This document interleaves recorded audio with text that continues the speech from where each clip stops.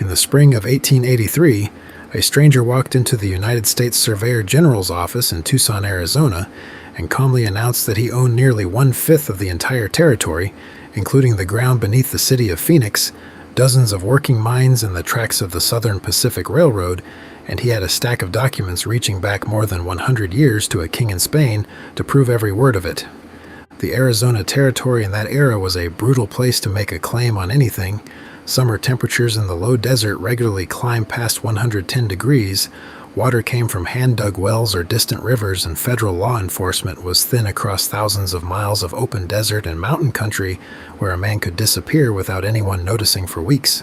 Families lived in adobe houses they had built with their own hands, cleared fields by hand, and buried children lost to disease and heat, with no guarantee that any court would ever confirm the land beneath them belonged to them at all.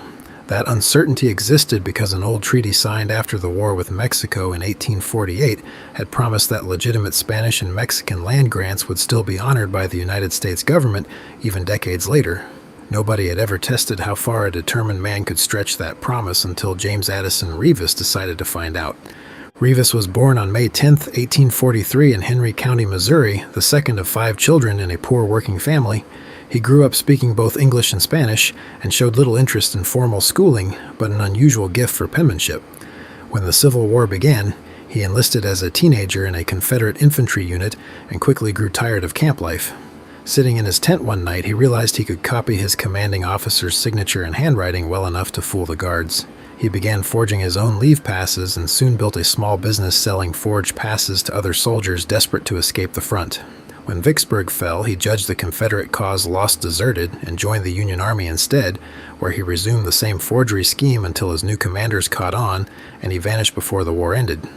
After the war, Reavis drifted through Missouri working as a mule driver and a streetcar conductor before opening a real estate office in St. Louis. There, his forgery skill found a legitimate-sounding use. When a client could not prove clear title to a piece of land, Reavis would conveniently discover an old document that settled the matter. Every one of those documents was fake, but they worked, and word of his talent spread. It was through this shady real estate work that Reavis crossed paths with a physician-turned-prospector named George Willing.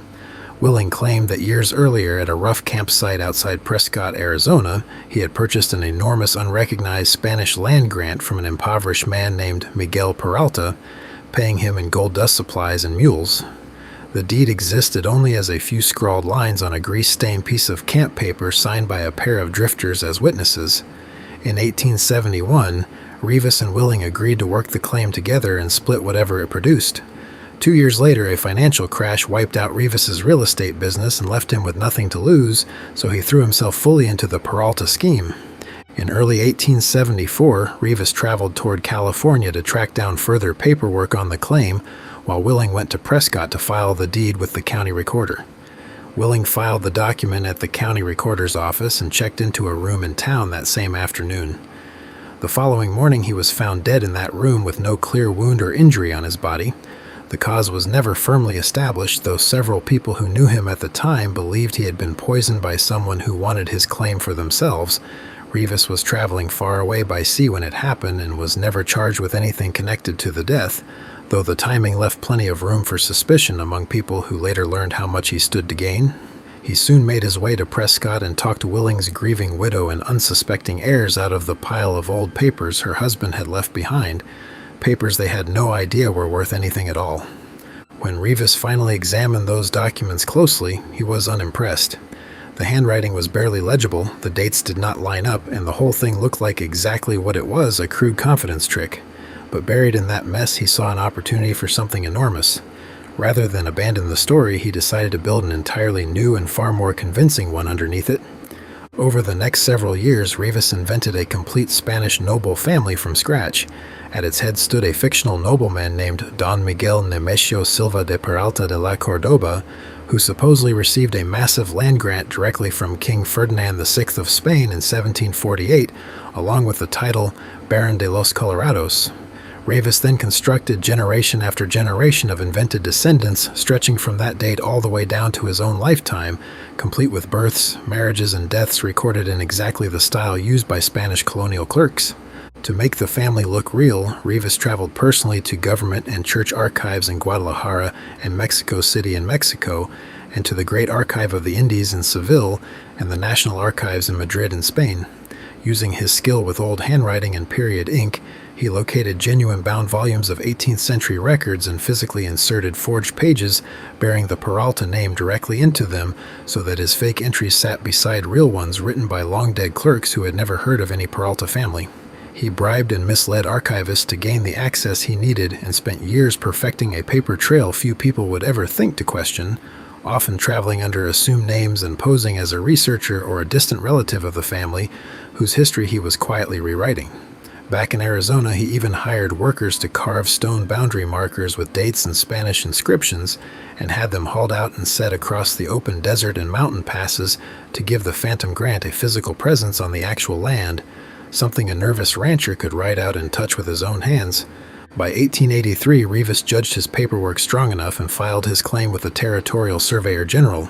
The land he claimed covered roughly 18,600 square miles stretching from Phoenix, Arizona, all the way to Silver City, New Mexico, an area more than twice the size of the state of Vermont. It swallowed the Salt River and Gila River valleys, 9 towns and cities, and hundreds of active mines. Panic spread fast once word got out. The Southern Pacific Railroad paid Reavis $50,000 simply to secure a right-of-way across land it already believed it owned. The owners of the immensely profitable Silver King mine paid $25,000 to protect their claim. Ordinary settlers who had cleared land, built homes, and raised families for years suddenly faced losing everything to a stranger with old paper. A woman named Flora Rawson paid $1,000 in 1883 just to keep clear title to a single city block in Phoenix land, known today as Heritage Square. A landowner named J. Marion Sears, whose property sat where downtown Phoenix now stands, faced the same threat. For more than a decade, terrified families across the territory quietly paid Reavis money simply to be left alone on land they had already earned through years of hard labor, never knowing whether the next knock on the door would bring a lawyer with an eviction notice or a demand for back rent on ground they had cleared and planted themselves. Some families sold what little they had and left the territory entirely, rather than fight a claim backed by what looked like an unbreakable chain of Spanish and Mexican paperwork. Reavis knew his claim still had a weakness. His ownership traced back only through a chain of purchases, and there was no living Peralta to make the bloodline look real. He solved this by inventing an heir. While traveling by train, he noticed a young orphan girl named Sophia Treadway working as a household servant, and with no record of her own birth or parentage. He began writing to her and eventually told her that she was in fact the last surviving descendant of the noble Peralta family he had spent years inventing. He placed her in a convent school to be trained in manners and language fit for a baroness and married her on December 31st, 1882. In 1887, he filed a second stronger claim built around her supposed hereditary right and began calling himself the Baron of Arizona. Powerful men lent their names and money to the scheme. Former United States Senator Roscoe Conkling and the famous lawyer and orator Robert Ingersoll both worked on Reavis's behalf, believing the grant was genuine, while railroad magnate Charles Crocker and mining millionaire John Mackay quietly invested in his development companies. For a time, Reavis and his young wife adopted the lifestyle of European nobility, traveling with servants and fine carriages, while an entire territory lived in fear beneath them. Threats grew so serious among armed settlers who had sworn to run him off the land or worse that Reavis eventually moved his household to New York rather than risk staying in Arizona among people he had been quietly robbing for years. The unraveling began slowly. The Territorial Surveyor General Royal Johnson spent 6 years quietly examining the paperwork and in October of 1889 issued a report rejecting the claim outright. His investigators had found steel pen marks on documents supposedly written decades before steel pens existed and modern paper carrying a watermark traced to a paper mill in Minnesota. Spanish word choices in the documents did not match how anyone actually wrote in the 1700s. Reavis refused to back down. In 1890, he sued the federal government for $11 million, claiming it had wrongly failed to confirm his rightful property.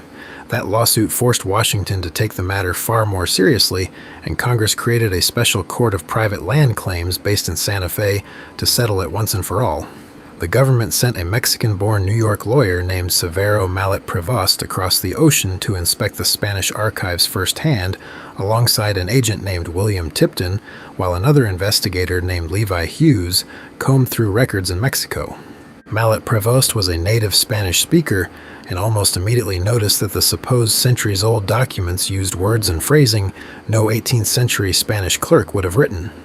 Traveling personally through the archive in Seville, he compared Reavis's paperwork against genuine untouched volumes stored nearby and found the forged pages still bearing faint traces of having been added long after the surrounding pages were bound. Another government agent tracked down a man in Los Angeles who admitted Reavis had promised him money to falsely testify about one of Sophia's invented relatives.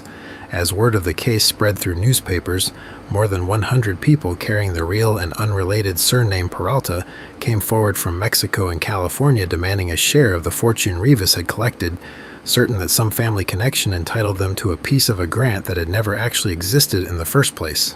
In June of 1895, the Court of Private Land Claims ruled the entire Peralta grant a fraud from beginning to end and declared it worthless. Minutes after stepping outside the courthouse following that ruling, Reavis was arrested on the street by a federal marshal and charged criminally.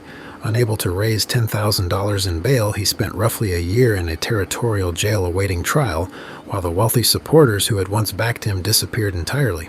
On January 20th, 1896, a federal grand jury in Santa Fe indicted him on roughly 20 counts, including conspiracy to defraud the United States government and knowingly presenting forged documents. His criminal trial opened in June of 1896, with Reavis acting as his own attorney, a decision that served him badly.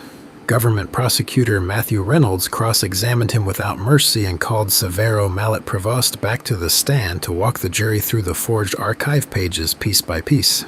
Reavis was found guilty and sentenced to 2 years in federal prison, along with a $5,000 fine. He walked out of the penitentiary in April of 1898 a broken and penniless man. He tried to rebuild through a handful of small land development projects in Arizona, but no serious businessman would touch his name again.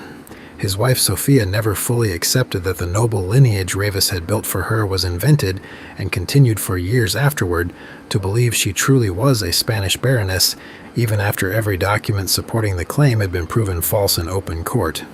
The couple eventually separated and formally divorced around 1902. She later worked as a milliner in Denver, Colorado, to support herself and her children, and when she died in 1934, her obituary made no mention of the Peralta grant or the title she had once believed was rightfully hers. James Addison Reavis died poor and largely forgotten on November 27, 1914 in Denver, Colorado, at the age of 71. Across roughly 15 years, he had collected an estimated $5,300,000 in cash and promissory notes from railroads, mining companies, and terrified settlers for land he never legally owned for even a single day. It remains the largest and most elaborate land fraud ever attempted on American soil, a scheme built entirely on forged paperwork, patience, and nerve, rather than a single acre of real ownership, and for more than a decade, one man very nearly convinced an entire government to hand him millions of acres of Arizona and New Mexico, while thousands of ordinary people lived in genuine fear of losing everything they owned.